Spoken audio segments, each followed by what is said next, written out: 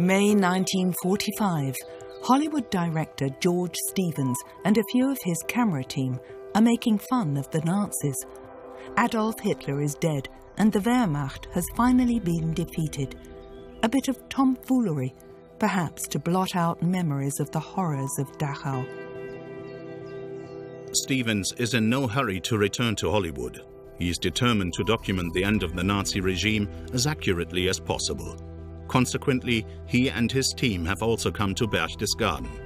Stevens has been given permission to film on the Obersalzberg, Hitler's private refuge high above the town.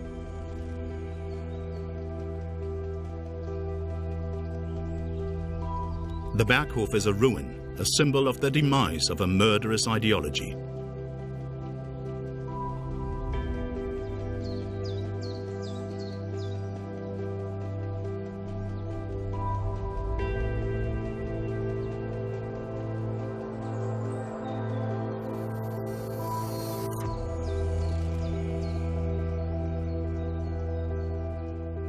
From the Obersalzberg, Stevens travelled to nearby Austria, first to Salzburg and then on to Innsbruck, sightseeing in a country which had willingly thrown itself into the arms of the Nazis. The small camera team also drove to the Brenner Pass, on the border with Italy and South Tyrol.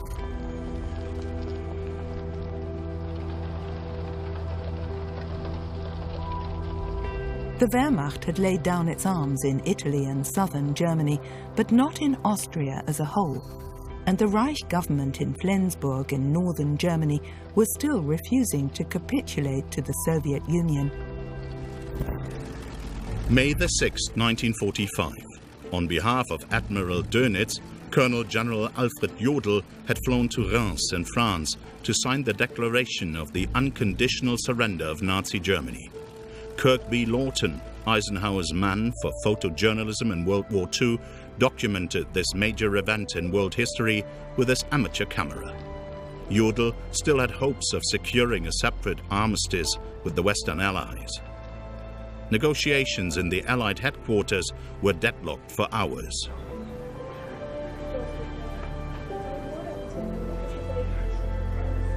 Headed by General Eisenhower, the Allied delegation resolutely demanded the unconditional surrender of the German armed forces on all fronts. Jodl hesitated because this was a step he had no authority to take. The British and Americans responded by threatening to start bombing German cities again. To avoid annoying Stalin, a high-ranking Soviet liaison officer had been invited to attend the ceremony. It was only after midnight that the German delegation received a telegram from Dönitz saying that Jodl was allowed to sign. At 2:39 a.m. on May the 7th, 1945, US General Walter Bedell Smith, Soviet General Ivan Suslaparov, and, as a witness, French Major General François Sevet all signed the capitulation document.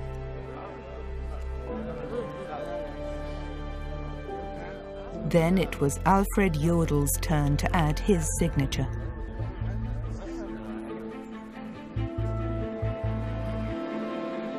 Then the Commander-in-Chief of the Allied Expeditionary Force, Dwight D. Eisenhower, announced that as of 23:01 hours Central European Time on May the 8th, 1945, the war would be over.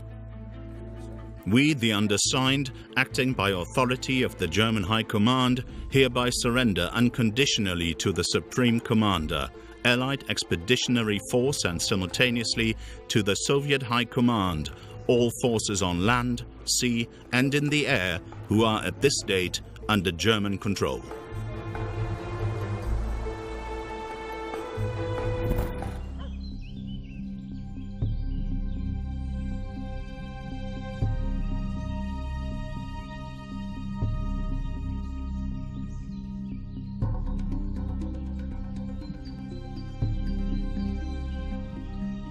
When Joseph Stalin heard of the capitulation in Reims, he was beside himself with rage and demanded that the ceremony be repeated in his own sphere of influence. But the news from Reims had already been made public. As a result, most German soldiers surrendered voluntarily, if possible to the Americans. On May the 7th, a cameraman with Special Film Project 186 took these pictures somewhere in southeast Germany.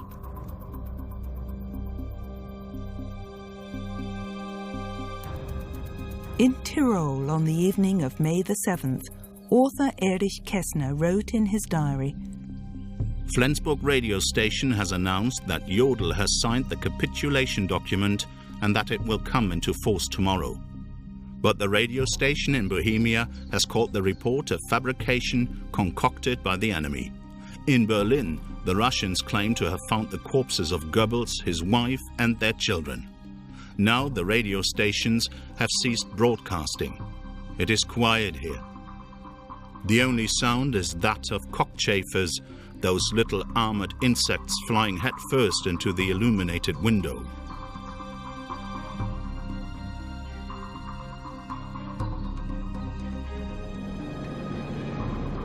Meanwhile, Czech resistance fighters had restored the old borders, which the Munich Agreement of 1938 had shifted in favor of the Sudeten German minority.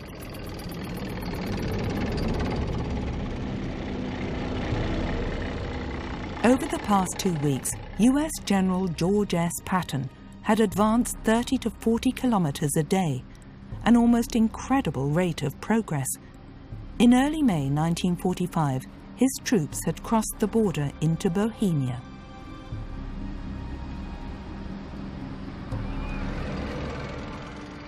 On May the 6th, American units liberated the city of Pilsen.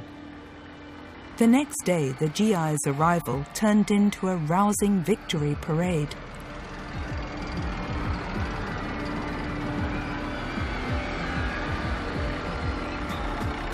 Thousands of Pilsen citizens welcomed the Americans with boundless joy.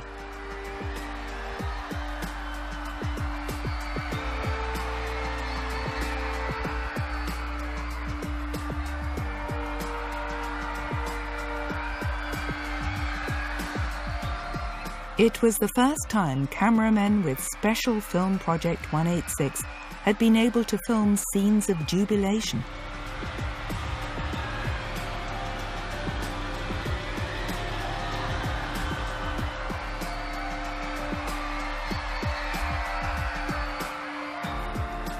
Gone were people's fears that their hometown could still be turned into a battlefield. Yet that nearly happened, because in Pilsen and the surrounding area, the Germans still had around 15,000 troops who were determined to crush any attempts by the Czechs to revolt. However, the 2 US divisions which liberated Pilsen outnumbered the Germans. So the German commander, General von Majewski, decided to surrender. At 2:15 on the afternoon of May the 6th, 1945, he signed the capitulation document and ordered his troops to cease all hostilities. Then, in front of his staff and his wife, Majewski committed suicide.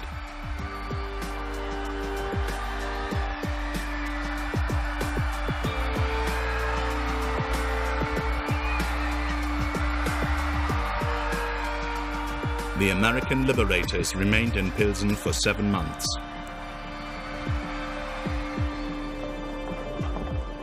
The occupying Germans left Pilsen forever. 6 years of brutal suppression had left their mark. In March 1939, Hitler's Wehrmacht had broken the Munich Agreement and marched into Czechoslovakia. As part of the Protectorate of Bohemia and Moravia, for years the people of Pilsen, too, were at the mercy of German despotism and terror. Around 3,000 Jewish citizens were deported to concentration camps.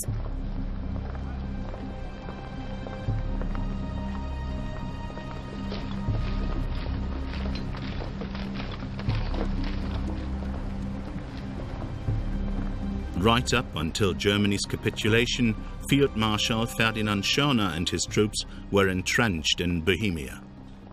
Schörner was a fanatical Nazi whom Hitler, in his last will and testament, had appointed commander-in-chief of the army.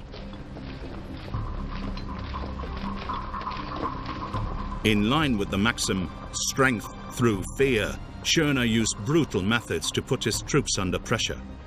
Deserters were hanged from the nearest tree with a sign round their necks saying, "I refuse to protect German women and children."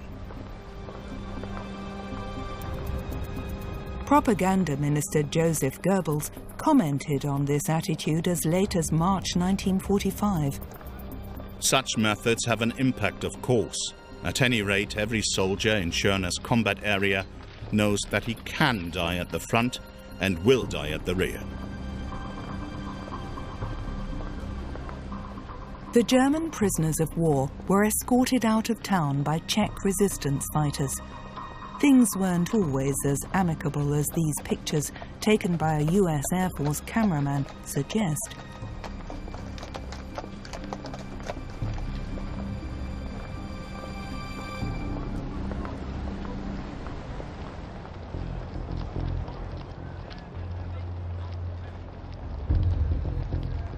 In places where, prior to the arrival of the Allies, a vacuum had formed, excessive violence was common. The aggressive mood was fueled by the Czech president in exile, Edvard Beneš, who, even before the war was over, had said, "The Germans will be paid back many times over, and without mercy, for all the crimes they have committed in our land since 1938.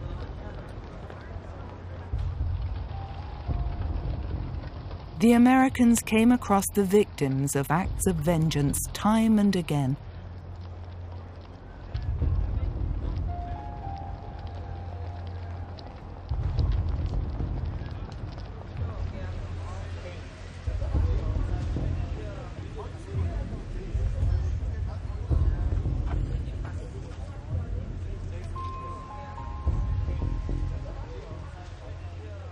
It is May the 8th, 1945, the last day of the Second World War in Europe. The Czechs celebrated their American liberators, but they had nothing but contempt for their former tormentors.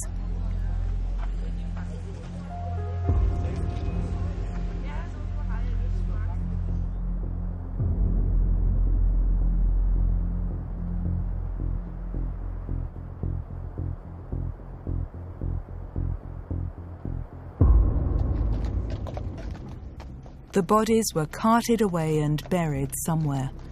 No one in Bohemia shed a single tear for a dead German. The cameraman with Special Film Project 186 took these pictures right on the Soviet-American demarcation line. Before this Wehrmacht officer is allowed to pass the checkpoint, he has to hand over his pistol. A German general surrenders in comfort in a convertible.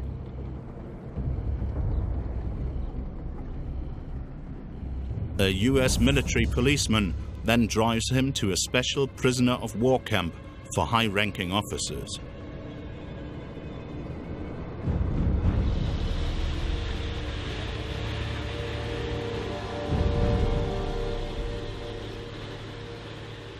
Anyone who was fortunate enough grabbed a ride on a Wehrmacht truck heading for the safety of the West. Among the endless convoy of German soldiers, there were also some trucks carrying jubilant Czechs.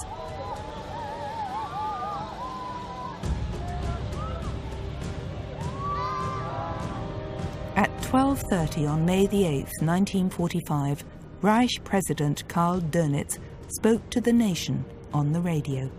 Men and women of Germany, in my address on May the 1st, in which I informed you of the death of the Führer and my appointment as his successor, I stated that my first task was to save German lives.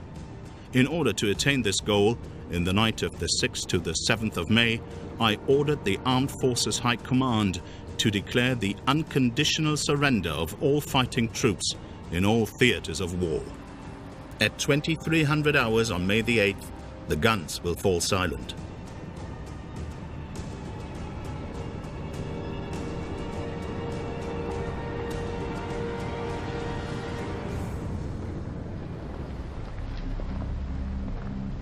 Most of the defeated German soldiers had to make their way into captivity on foot.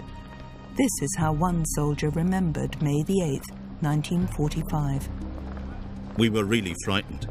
All we could think about was what awaited us over the next few days. What would happen to us in Czechoslovakia, surrounded as we were with no way out? Then suddenly the war was over. The new Führer of what was left of the Reich, Grand Admiral Karl Dönitz, announced the unconditional surrender of the Reich and the Wehrmacht. At long last the war was over. Years of destroying human lives and property were over. But what would become of us Germans now? My life had been preserved, but how would I be able to shape it? Would there be any real possibilities open to me?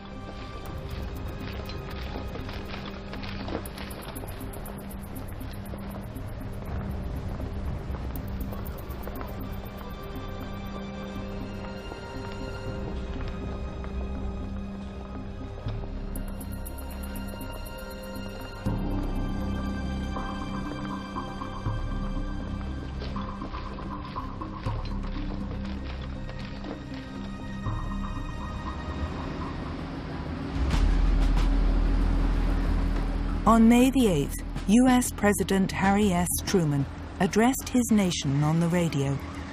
This is a solemn but a glorious hour. Our rejoicing is sobered and subdued by a supreme consciousness of the terrible price we have paid to rid the world of Hitler and his evil band.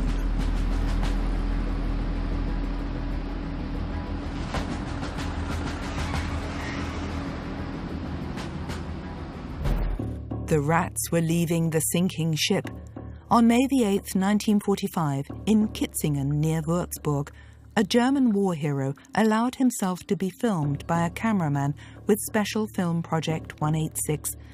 Together with his squadron, fighter and bomber pilot Hans-Ulrich Rudel had flown out of Bohemia to surrender to the Americans.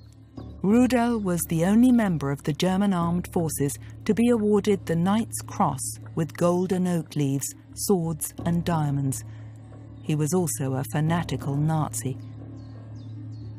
In March 1945, while still in a military hospital after being seriously wounded by Soviet anti-aircraft fire, Rudel appeared on Joseph Goebbels' weekly propaganda newsreel, exhorting the Germans to stand firm. This time it is not about personal sacrifices. We all need to grit our teeth and willingly accept these sacrifices. And in the end, this nation of ours, which up to now has fought so courageously and has indeed gritted its teeth, will achieve final victory.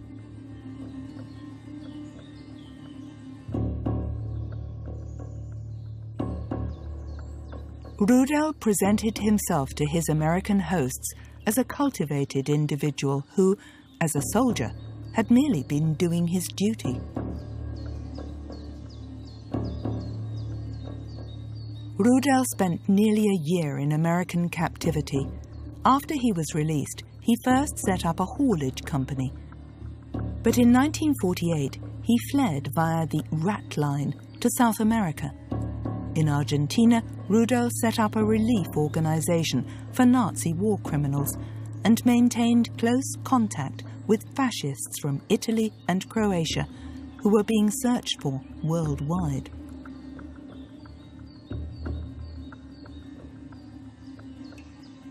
Rudel ended the war as an amputee, but still firmly convinced that National Socialism had been a good idea.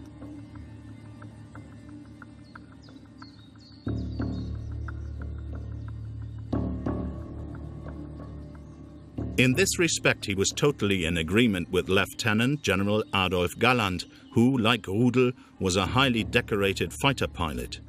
After his release from American captivity, Galland also went to Argentina, where he acted as advisor to President Juan Perón's Air Force.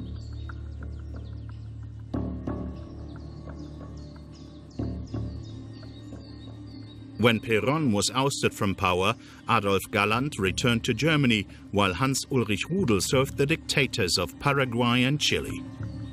In Chile, he occasionally resided in the notorious Colonia Dignidad torture commune. For the rest of his life, Rudel maintained close contact with the neo-Nazi scene in Germany. The funeral of the Nazi war hero in 1982 turned into a macabre showpiece. Old comrades bade farewell with the Hitler salute. German Air Force jets made a low-level pass over the cemetery, and the mourners sang all three verses of the German national anthem.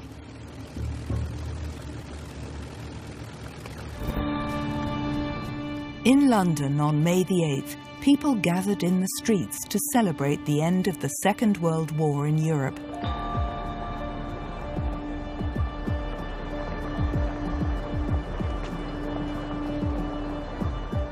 In his memoirs, British Prime Minister Winston Churchill wrote, "The unconditional surrender of our enemies was the signal for the greatest outburst of joy in the history of mankind. The Second World War had indeed been fought to the bitter end in Europe. The vanquished as well as the victors felt inexpressible relief. Weary and worn, impoverished but undaunted, and now triumphant, we had a moment that was sublime. We thanked God for the greatest of his blessings, the feeling that we had done our duty."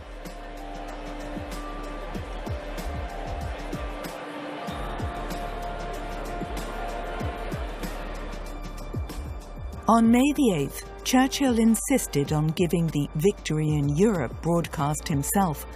It was almost 5 years to the day, on May the 10th, 1940, he had assumed leadership of a national coalition government in Britain's darkest hour. Following defeat in France and the retreat from Dunkirk, Churchill predicted that the war against Nazi Germany would cost his people blood, sweat and tears. His contempt for Hitler knew no bounds. Consequently, VE Day was the biggest triumph of his life.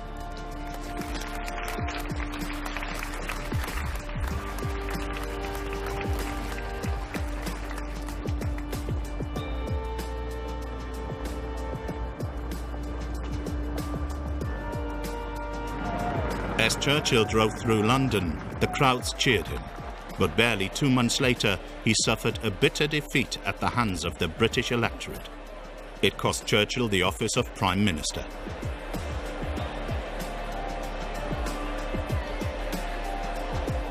Walking behind the Sergeant-at-Arms, who is bearing the ceremonial mace of the House of Commons, Speaker Douglas Clifton heads for Westminster Abbey, followed by the Prime Minister and His Majesty's government. In the Abbey, the congregation sang the hymn of thanksgiving written by Isaac Watts in 1708. O God, our help in ages past, our hope for years to come, our shelter from the stormy blast, and our eternal home. The first to leave the Abbey after the service was the royal family. King George VI and Queen Elizabeth, and their daughters, Princesses Elizabeth and Margaret. Plans had been put forward for the royal family to be evacuated to Canada. But first and foremost, it was the Queen who totally rejected the idea. The children won't go without me. I won't leave the King, and the King will never leave. The King and Queen remained in London throughout the war, actively giving comfort and encouragement to people, especially during the Blitz.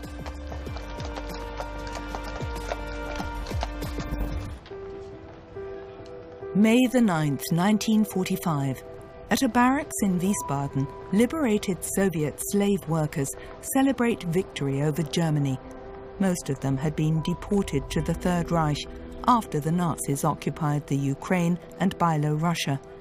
The women were put to work mainly in armaments factories.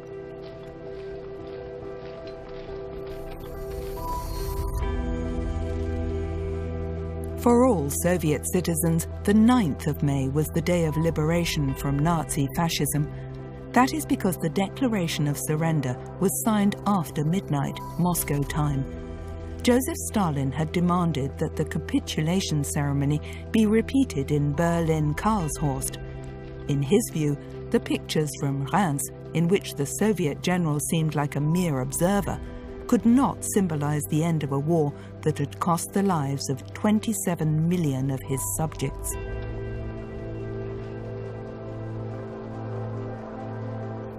On May the 9th, a camera team with Special Film Projects 186 took this footage of the victory celebrations in Wiesbaden, at which a statement by the Soviet dictator was read out. 3 years ago, Hitler declared for all to hear that his aims included the dismemberment of the Soviet Union and the wresting from it of the Caucasus, the Ukraine, Belorussia, the Baltic Islands, and other areas. He declared bluntly, "We will destroy Russia so that she will never be able to rise again." This was 3 years ago. However, Hitler's crazy ideas were not fated to come true. The progress of the war scattered them to the winds. In actual fact, the direct opposite of the Hitlerese ravings has taken place. Germany is utterly defeated. The German troops are surrendering. The Soviet Union is celebrating victory, although it does not intend either to dismember or to destroy Germany.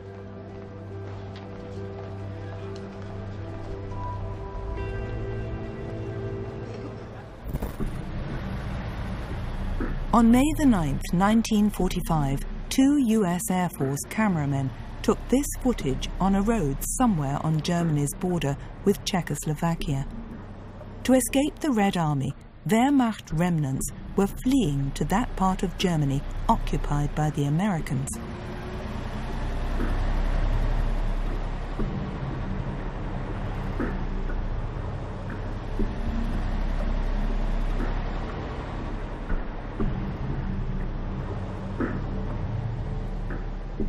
Their supreme commander, Field Marshal Friedrich Schörner, had long since left his troops in the lurch and absconded. On May the 9th, dressed in civilian clothes and with several thousand marks from government coffers in his possession, he had flown in a Fieseler Storch to Austria, where a short time later he was arrested by the Americans.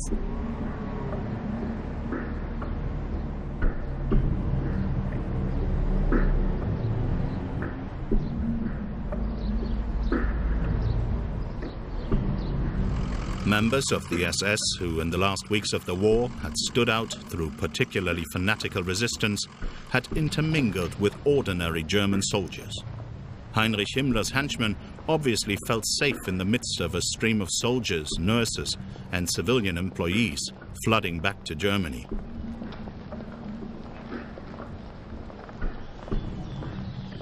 These child soldiers have also survived.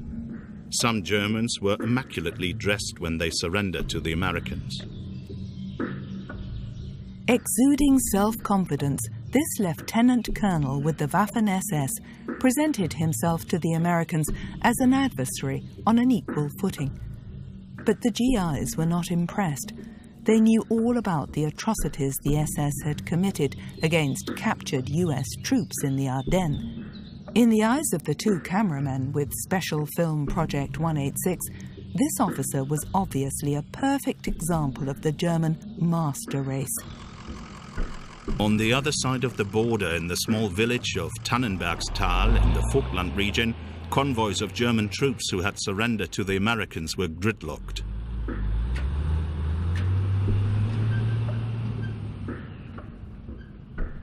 Just as the Supreme Command of the Wehrmacht had demanded, the soldiers laid down their arms in a sorted and orderly fashion. On May the 9th, 1945, around 10 million Germans laid down their arms, the relics of a war which their Supreme Commander, Adolf Hitler, had long planned and which, worldwide, had claimed around 60 million lives.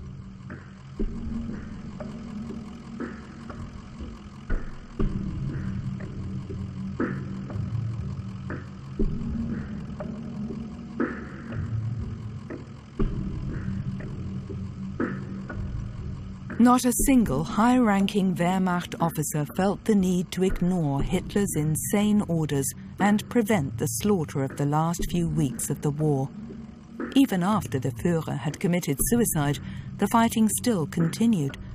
Thus, in the final week of the Second World War, 95,000 German soldiers met a senseless end.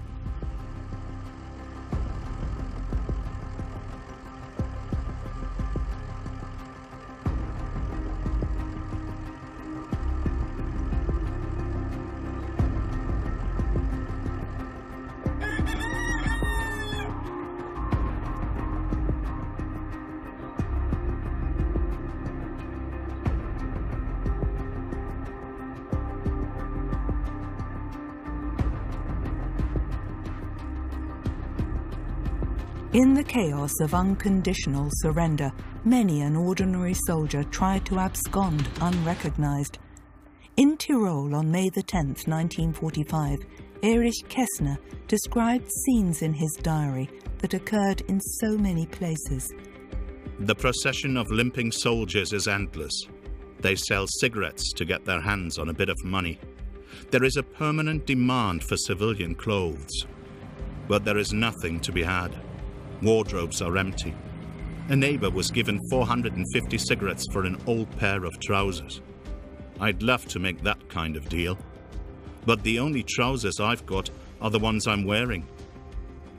Some lance corporal offered the Steiners 3 pounds of smoked sausage, 20 cigarettes and 100 marks in cash for a civilian suit.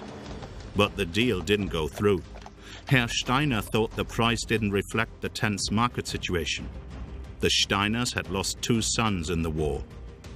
When a bystander pointed out that their suits could be sold, the mood turned ugly. But the old man swallowed his anger and slammed the door.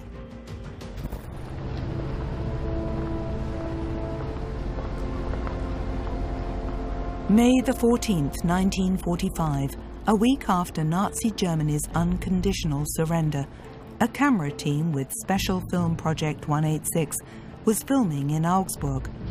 By now, people here too had resigned themselves to the fact that the Nazi Reich was gone and were coming to terms with their new masters. The city had surrendered peacefully to the Americans on April 28, 1945. The people of Augsburg were relieved that the war had come to an end in their city without bloodshed. One inhabitant remembered later, "You had this double feeling of being defeated yet at the same time liberated. Defeat had to come. You could almost touch it. But only very slowly did we realize what being liberated really meant."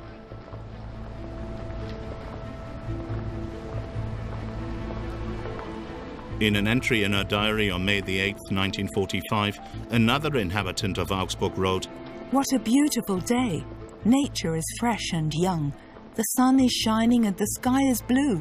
You would think that a day like this would be full of jubilation and sound, that people would be laughing and weeping for joy, and that the bells would be ringing, because today the word peace is on everyone's lips. Peace in our land. Something we almost dreamt of for 6 long years of war."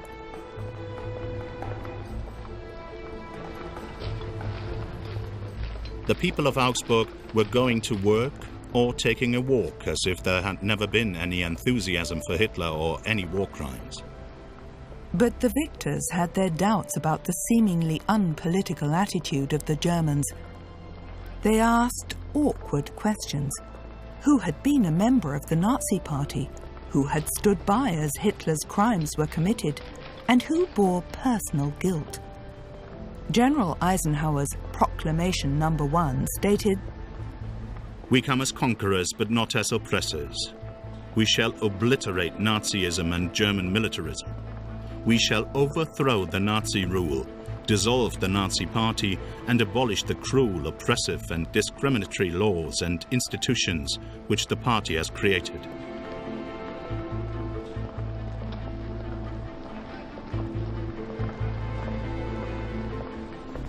The Americans had precise ideas on how the Germans were to organize their future.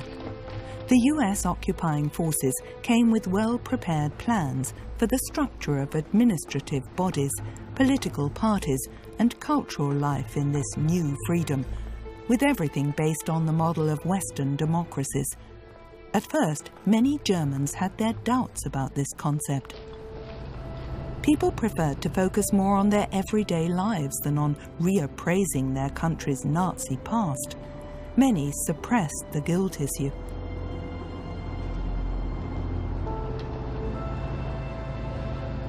Ultimately, hundreds of thousands of denazification tribunals took place. The aim was to determine whether the person summoned was to be classified as a major offender, lesser offender, follower, or exonerated person. Roughly 2/3 of those interrogated were classified as followers or were exonerated. At the end of the war, the victors focused first and foremost on the ruling elite of the Third Reich. In Augsburg, on May the 14th, 1945, the US Air Force team also took this footage of the most important representative of the Nazi regime who was still alive, Hermann Göring. Here, the 52-year-old approaches the camera with a smile on his face.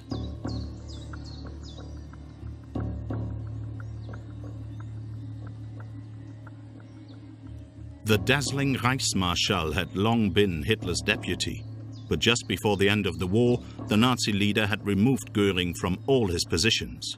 Firmly convinced that he would become the Führer's successor, Göring had surrendered to the Americans and been taken to the US interrogation center in Augsburg.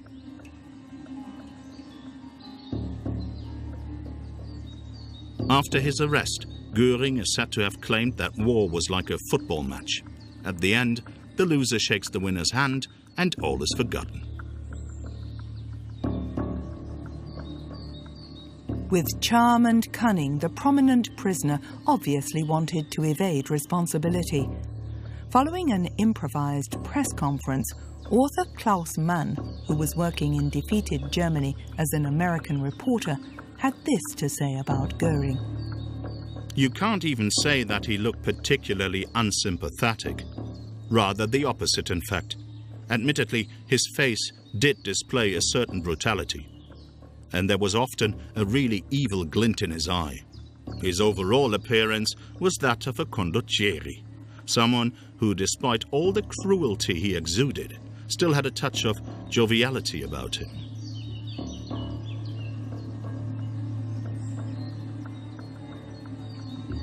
Had I known what was happening in the concentration camps, Göring claimed, I would have taken vigorous action. Like most Germans, Göring too saw no need to account for the past. The victors took a different view.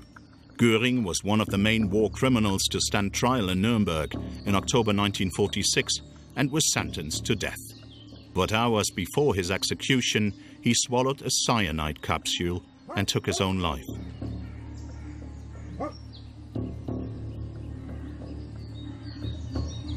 The main thing, he is said to have commented, is that for 12 years I had a good life.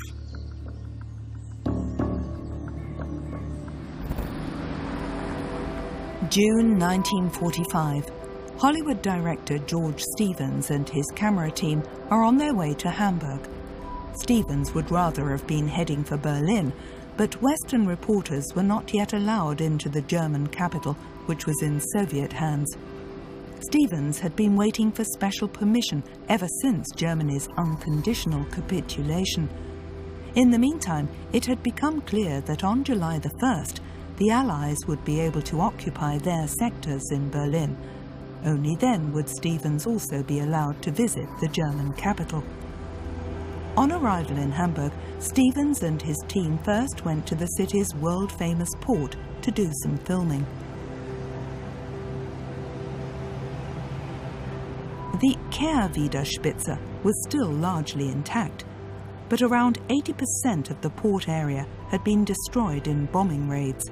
Vast amounts of rubble and numerous wrecks had made the navigation channels impassable.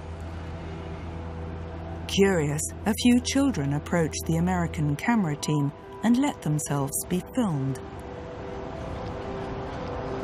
The Hafenstraße with the old Elbe tunnel.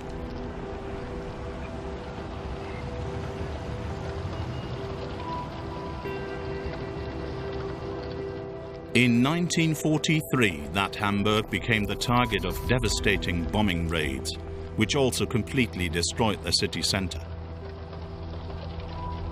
Fortunately, the war came to an end here without hostilities. Hitler had declared Hamburg a fortress to be defended to the last bullet. But the city's military leaders ignored the order to destroy its vital port installations. On May 3rd, 1945, Hamburg was peacefully handed over to the British.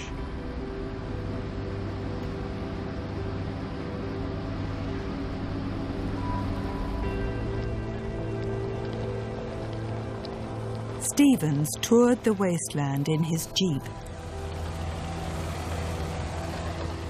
In Operation Gomorrah, which the Allies mounted in late July 1943, hundreds of thousands of incendiaries caused firestorms of untold ferocity, which claimed 34,000 lives. Author Hans Erich Nossack wrote about the wholesale destruction of his hometown. Someone might think that it is hard to stand where you had lived for many years, and where there is now nothing, that you would perhaps sigh or sob. But it is not hard, simply incomprehensible. So incomprehensible that you cannot weigh it. Indeed, that weight is so appallingly heavy, it is almost impossible to describe. Having a roof over their head, a home, and enough food to keep their families alive was the very minimum of security that people in occupied Germany now wished for.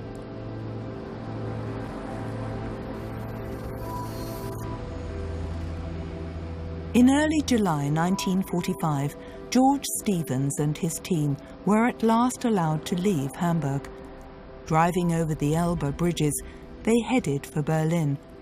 The men still had enough rolls of 16mm colour film to document Hitler's capital and the conference of the Big Three, Stalin, Truman and Churchill, in Potsdam.